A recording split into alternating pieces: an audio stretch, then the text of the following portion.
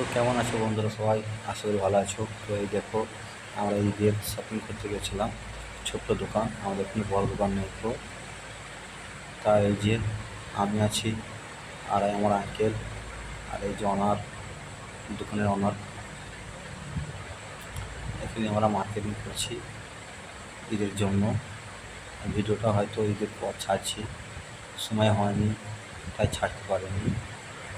তো এই যে আঙ্কেল একটা ধুতি নিল ঈদের দিন পরবে বলে, আর একটা পাঞ্জাবি নিয়েছে, জানি না কোনটা পরবে। তো এখানে আমরা বাজার টাজার করি। এখানে মাল খুবই দাম কম, আর এবং খুব খুব ভালো ভালো কালেকশান এখানে পাওয়া যায়।